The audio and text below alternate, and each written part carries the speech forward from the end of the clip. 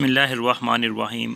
Welcome to my channel Hasan education system. Very most important topic uncertainty principle in modern physics quantum level पे।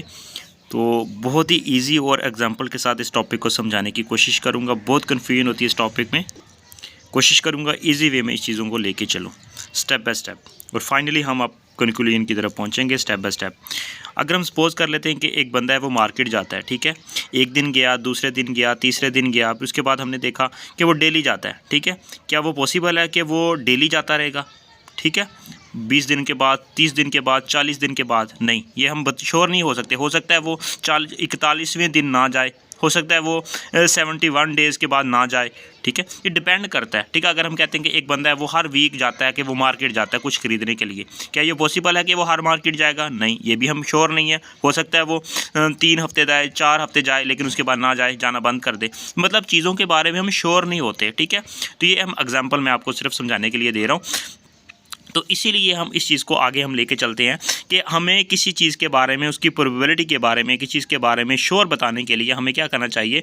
हमें उसके लिए time infinity होगा, मतलब time हमें इन्फिनाइट टाइम चाहिए। हम तभी बता सकते हैं कि ये बंदा मतलब कि हर वीक के बाद मार्केट जाएगा, ये बंदा हर वीक के बाद फलान जगह पर जाएगा, अपने रिलेटिव से मिलने जाता है हर वीक के बाद, ठीक है। उसके लिए टाइम इन्फिनिटी चाहिए, ठीक है। ऐसे नहीं कि वो 10 बार गया तो हम ये वहाँ पर फाइनल कर देंगे कि ये हर महीने के बाद या हर हफ्ते के बाद या हर फलां डे जो है ना, ये स्पेसिफिक दिन ये अपने रिलेटिव के मिलने जाता है, ये बाज़ार जाता है, या कुछ शॉपिंग करने जाता है, या कोई डॉक्टर के पास जाता है चेकअप करवाने के लिए।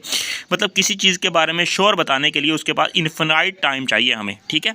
लेकिन ऐसा करने के लिए इन्फिनाइट टाइम चाहिए, लेकिन हम किसी चीज़ को देख के हम ये नहीं कह सकते कि ये हर वीक के बाद फलान जगह पर जाता है, ठीक है। ये श्योर नहीं हम बता सकते।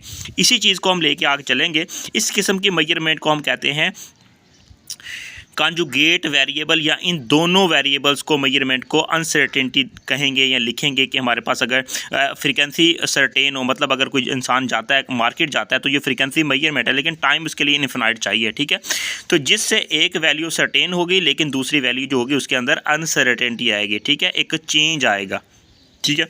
तो एटॉमिक लेवल पर अगर हम बात करें कि जब हम कहते हैं कि we have few variables about which we are certain while the others, कुछ ऐसे होते हैं जो अनमेजरिंग होते हैं, मतलब जिसके अंदर हम सर्टेनिटी नहीं होती, ठीक है। फॉर एग्जांपल कि जब हम बात करते हैं कि आपको एक, अगर मिसाल के तौर पर आपको पेंसिल दे दी जाए, तो पेंसिल या आपको एक चाक दे दिया जाए, तो आप क्या कहेंगे? आप कहेंगे इस चाक का कलर वाइट है, तो इसको लिखने के लिए ब्लैक बोर्ड जो होगा वो ब्लैक होना चाहिए। या अगर आपको कोई ग्रीन दे दे तो हम कहेंगे कि वो ऐसा कलर होना चाहिए जिसके ऊपर ग्रीन कलर नज़र आए। तो बेसिकली कहने का मतलब है कि हम उसके बारे में, हम उसकी छोटी छोटी डिटेल के बारे में इंफॉर्मेशन ले लेते हैं, ठीक है, लेकिन उसके बारे में हम कुछ बाउंडे होते हैं। मतलब कि हम कह सकते हैं कि इलेक्ट्रॉन का जो साइज़ है ना, वो अगर हम बात करें कि इलेक्ट्रॉन का साइज़, हम कहते हैं कि इलेक्ट्रॉन एज ए वेव है, तो इलेक्ट्रॉन बहुत छोटा होगा, ठीक है। मिसाल के तौर पर कि हमारे पास एक फोटोन है, वो आ रहा है और इलेक्ट्रॉन के ऊपर स्ट्राइक करेगा। जब इलेक्ट्रॉन के ऊपर स्ट्राइक करेगा तो इलेक्ट्रॉन, ये फोटोन्स की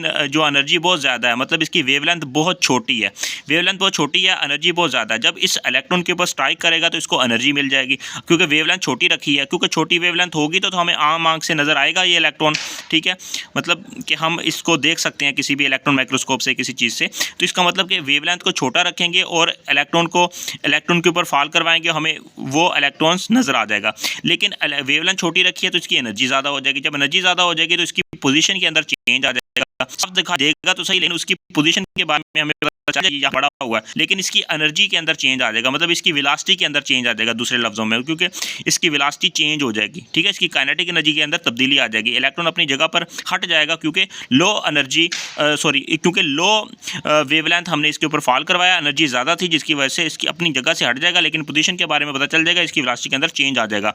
बहुत इंपॉर्टेंट बात थी अनसर्टेनिटी प्रिंसिपल के लिए। Electron get the kinetic energy from the photons, इसलिए इलेक्ट्रॉन को देखने के लिए बहुत छोटी वेवलेंथ इस्तेमाल करेंगे, ठीक है। Lambda is equal to 1/1000 time of the atom, जो है ना, वेवलेंथ को छोटा यूज़ करेंगे तभी हम इसकी पोजीशन के बारे में जान सकेंगे, ठीक है। अगर वेवलेंथ को बड़ा करेंगे, सपोज कर लेते हैं अगर हम वेवलेंथ को बड़ा कर लें, ठीक है, इसको आगे देखते हैं, लेकिन यहाँ पे इस चीज़ को मैं और क्लियर कर देता हूँ। अगर हम कहते हैं कि वेवलेंथ की वैल्यू 10⁻³ मिलीमीटर होगी, तो उस वक्त हम कह सकते हैं कि हमारे पास जो इसकी पोजीशन जो होगी वो उस इलेक्ट्रॉन्स की, उसको हम एक्यूरेटली बता सकते हैं। क्वेश्चन यहाँ से क्रिएट होता है कि Can the photon give an accurate information about the velocity and the dimension and the momentum of the electrons? क्या momentum और velocity के बारे में accurately information देगा? No, क्योंकि position के बारे में तो दे देगा, लेकिन इलेक्ट्रॉन ये लो हमारे पास यहाँ पे वेवलेंथ इसके ऊपर जब स्ट्राइक करेगी इसकी एनर्जी ज़्यादा होगी, जब एनर्जी ज़्यादा होगी तो पोजीशन के बारे में पता चल जाएगा, लेकिन जिसकी वेवलेंथ कम होती है एनर्जी ज़्यादा होती है, क्योंकि हमने लो वेवलेंथ यहाँ पे लो वेवलेंथ के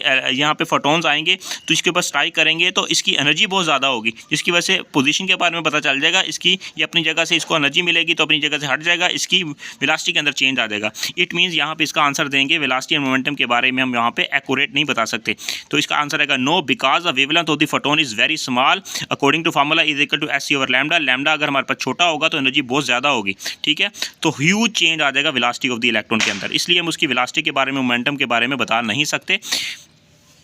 तो इसलिए जब अगर हम ये रेडियो वेव्स का इस्तेमाल करते हैं मोस्टली, क्योंकि we are the good capture the image of the planet and the stars, the wavelength is equal to 30 centimetre, या इसको 30 सेंटीमीटर या इससे ज़्यादा हम रखते हैं। Small wavelength used for the making the image of the small size of the object, मतलब small size object को देखने के लिए हमारे पास स्मॉल वेवलेंथ का इस्तेमाल करते हैं।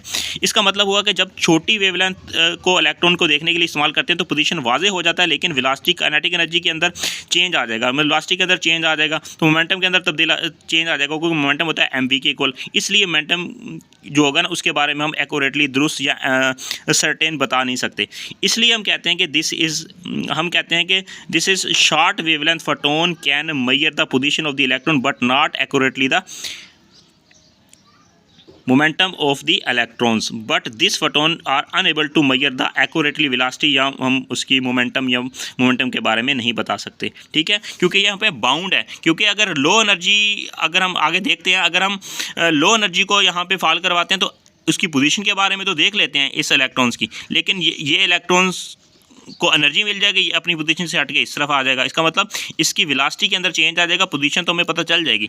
तो आगे हम देखते हैं इस चीज़ को, what type of the photon is use for the electron momentum measure, momentum को मेजर करने के लिए, वेलोसिटी को मेजर करने के लिए किस टाइप का हम फोटोन यूज़ करेंगे। यहाँ पे लो वेवलेंथ फोटोन हमने इस्तेमाल किया था। अगर हम यहाँ पे बात करें कि हमारे पास कि अगर हम लो एनर्जी फोटोन्स मतलब वेवलेंथ ज़्यादा कर दें और एनर्जी जो होगी वो कम हो जाएगी, मतलब कि वेवलेंथ ज़्यादा वेवलेंथ का फोटोन